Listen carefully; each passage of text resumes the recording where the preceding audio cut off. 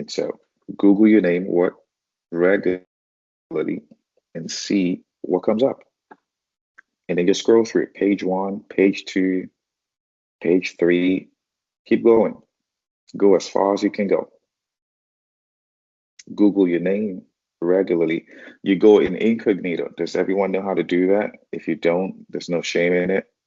Uh, Let us know. I'm sure Favor can help you do that.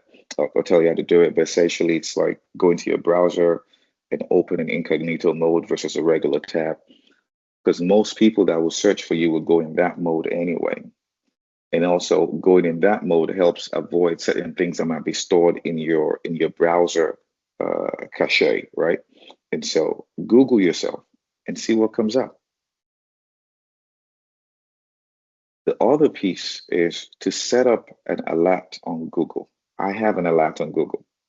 If anything hits the internet that has my name on it, I will get an email immediately from Google.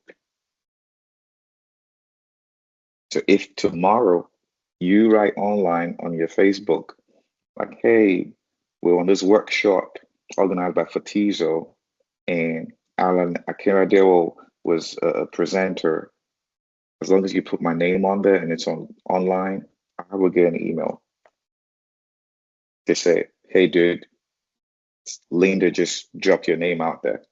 And that helps me to go see it real time to see, is it positive or is it not something I want? It doesn't have to be negative, but if I don't want it for my brand, I can reach out to you and say, hey, please take this down. Right? I was at a conference a few months ago, and a lady went online and wrote that, her top three speakers or something like that, and she put my name on it. Boom! I got to know immediately. I did not meet that lady at the conference. I did not speak with her at the conference. I didn't know her, but she gave me a good shout out, and I got to know about it, and I reached out to her. I said thank you, and we connected. And so all you have to do is google.com/alerts, and you could check. So I have alerts for my full name, and I also have alerts for my last name. So I'm not the only Akinra Dewa in the world, right? I know that. But at the same time, fortunately for me, my last name is not so popular, right? And so I have an alert for my last name. Whoever the Akinra Dewa is, if they post something with their last name on it, I want to see it. Right. So you may not do that if your last name is very popular, but I have it. Now, don't laugh. I have a 5-year-old daughter. I already have Google Alerts for my 5-year-old daughter's name. Yes, she's 5 years old. She clearly has no business on the internet. But as a father, it's if 10 years from now someone puts her name on the internet, or for anything, I'm getting an alert on it. Making sense? Good. Okay. Now, use pseudonyms on non-professional websites.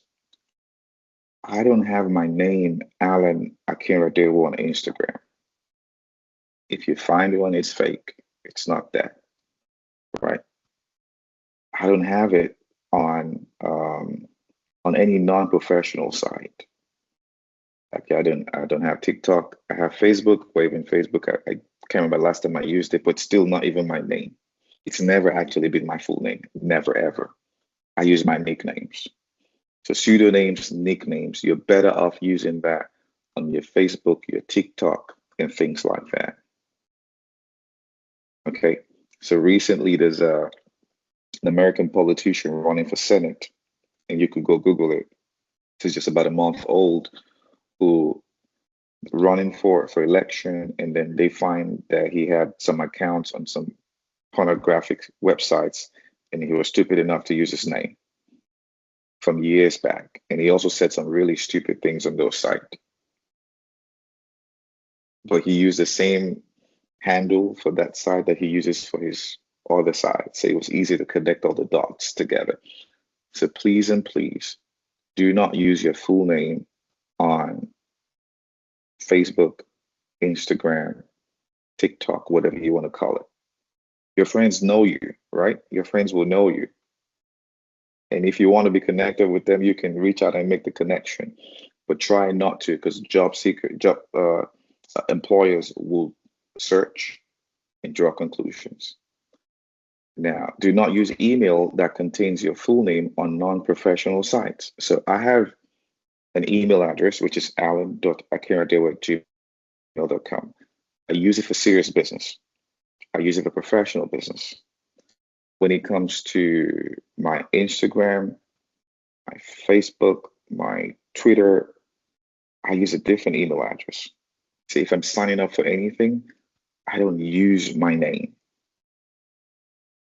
My Alan.Akinadewa is what I use for whatever, because that's my brand. That's me. I'm the only Alan Akinadewa in the world to start with. So that probably even makes it really more interesting for me. There's no other person with my first name and my last name in the whole world, guaranteed. So I don't joke with it. Makes sense? And so don't try as much as possible not to do that. Now, these sites also offer you privacy settings. Use them. If you tag me on Facebook, it's not showing up on my feed. I have to approve it. If you tag me on Instagram, it's not automatically showing up. I don't know what foolishness you're tagging me for. Anybody has that crazy friend that just tags people regularly? Don't tag me in foolishness.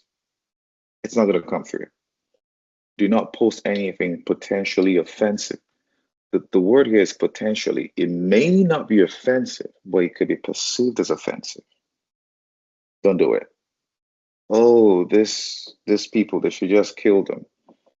Oh, if it was just me, this would, if it has any potential to hurt or harm anybody, don't do it.